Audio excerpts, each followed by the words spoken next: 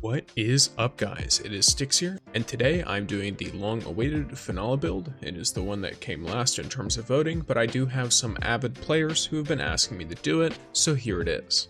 She is the only character other than Jolder to have a taunt, and she is a legendary character, meaning she's much easier to get and much easier to improve the talents on than Jolder. She has very impressive healing, as well as some interesting synergy with certain artifacts due to her very easy access damage resist. Getting directly into her abilities, we have her passive, Ember. Defeating a combatant inflicted with her own Scorched generates one fire sprite. A fire sprite is basically a little ball of fire on the ground. You pick it up, and then it grants you one stack of Ember, which lasts for 6 seconds. Ember heals you over time. Scorched itself is a dot, a damage over time effect. Finnala's signature one is Funerary Flames. Finnala leaps and spins to pull combatants in from within 4 meters, then descends and slashes. The slash deals a good chunk of damage, and it taunts all enemies that it hits. Additionally, Scorched effects on targets damaged by the slash takes immediate effect. Charging this ability increases its range up to 150% and increases the damage by up to 100%. This combines very well with her signature 2, Blazing Barrier. This creates a circular blazing barrier with a radius of 3 meters and a height of 6 meters around Finnala. The barrier lasts for 12 seconds. Blazing Barrier blocks 50% of incoming range damage and inflicts combatants who touch it with Scorched. After casting Blazing Barrier, casting the ability again before the barrier expires, retracts it, and recharges the ability based on its remaining duration. This is one of the ways she applies a damage resist to herself, and it's also one of the primary ways you will apply Scorched. I recommend applying your Blazing Barrier and then pulling everything in with your S1. This allows you to chuck Scorched on everything and then detonate on it. For her super, we have Reaper's Descent. It's a 70-second cooldown, so pretty low. Finnala becomes empowered by the light and enters her super state. Holding the attack button while her super is active performs a sustained spinning attack. Each spin deals a good chunk of damage to targets within a 6-meter radius and inflicts Scorched. While her super is active, her attacks generate more enmity, which is basically taunt or aggro. The range and damage of Blazing Barrier and Fire Rampage are both increased by 30%, and Finnala gains an innate 30% movement speed and high damage resistance. Very nice for survivability, also very nice for just trying to deal a lot of damage, put a lot of Scorched out. Maybe you're trying to generate a ton of fire sprites for whatever reason, or if you're trying to take heat off of some allies. For her Relic trait 1, we have Unending Stream. Every one target defeated with Funerary Flames refunds 20% of the energy for Funerary Flames up to 60% at a time. This is extremely nice because it allows you to continuously spam Funerary Flames, assuming that the targets are weaker. For her Relic trait 2, we have Fiery Suppression. Anytime you inflict Scorched, it also inflicts Suppression for 9 seconds. Suppression reduces combatants' damage dealt. This is a really nice debuff to put on enemies. It can make a huge difference in a fight. For her Relic trait 3, this is one of the other huge ones, which is Flame Armor. Each stack of Ember gives you an 8% damage resistance. Super potent. Because you can have up to 3 stacks of Ember, this means that you can in total get 24% damage resistance from her own Relic trait, as well as a 50% from incoming ranged damage from your Blazing Barrier. Very nice. Of course, keep in mind that as damage resist goes higher, there is diminishing returns, so it's not going to be a flat 74%, for example. Now, onto our weapon mastery, Fiery Empowerment. Hitting targets with weapons while Blazing Barrier is active inflicts additional Scorch. Levels 2 and 3 increase the damage of this Scorched effect, and then at level 4, while Blazing Barrier is present, auto rifle hits trigger an additional explosion, dealing an extra little AoE on hit and inflicting Scorched. This can trigger one time every 0.7 seconds. Sword attacks also deal an extra instance of damage with a larger radius and also inflict Scorch with no cooldown. At level 5, the damage is all around increased yet again. How about we get into her talents?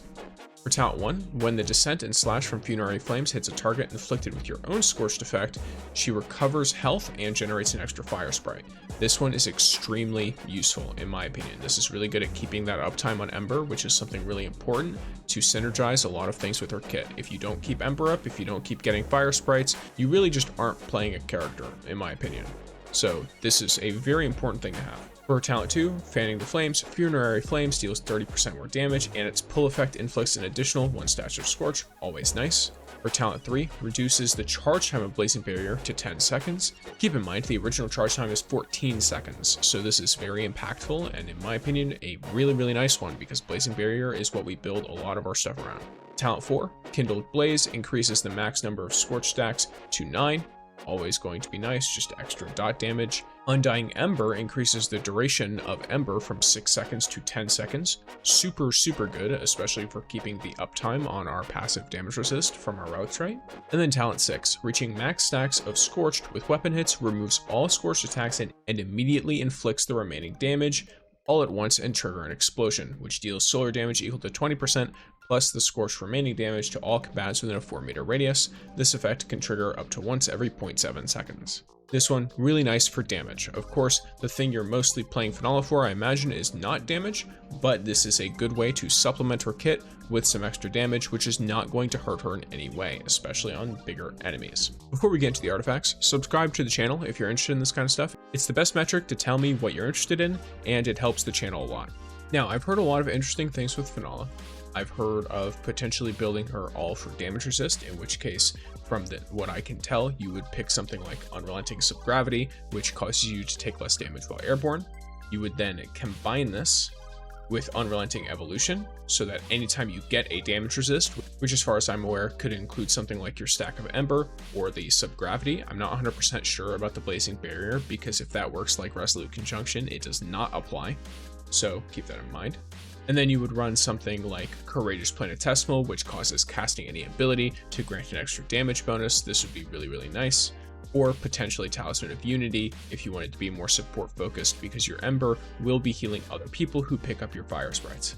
Sympathetic Evolution. The reason for this being that because you can stack something like Ember on top of Subgravity, on top of Evolution, you can be dealing a ton of damage with Sympathetic Evolution, or let's say you choose something like Unrelenting Ground instead, you would just need to stand still, and then you would be able to benefit from what can potentially be 3 to 4 different damage resist effects, which then all stack together to do a lot of extra damage due to Sympathetic Evolution.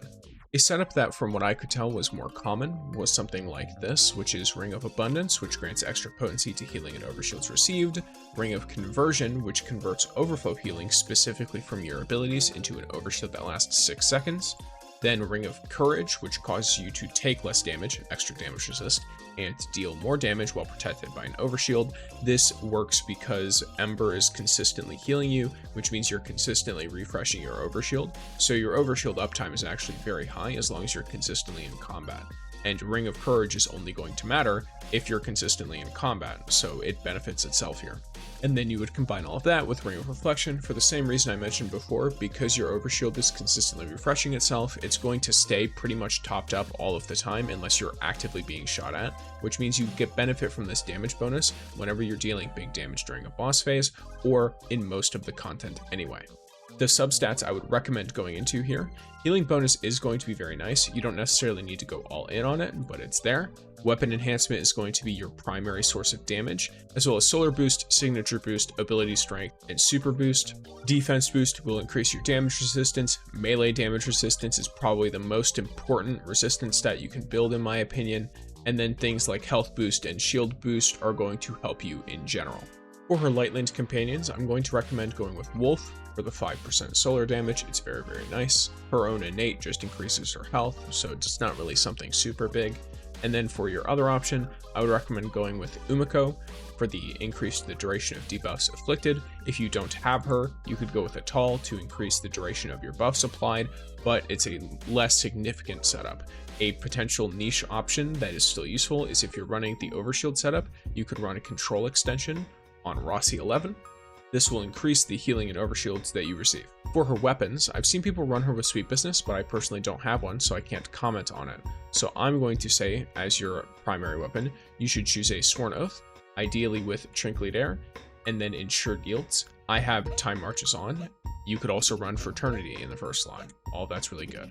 For her sword, I'm going to go with Partridge Sky. This has increased utility from dealing with spread Shinkas, It also matches her damage type, so you only have to invest in one solar thing. This can also be a downside if you have to deal with other shield types though, so keep that in mind. This does give her a nice ranged option, which is something to consider because her only other ranged option is going to be the auto rifle. So the ability to deal with the spread Shinkas, the ability to have another ranged attack, this could all end up being really useful for you. If you enjoyed this guide, consider watching the video popping up on your screen now. And if you've watched up to this point, then comment pumpkin down below. Thank you guys for watching and have a great day.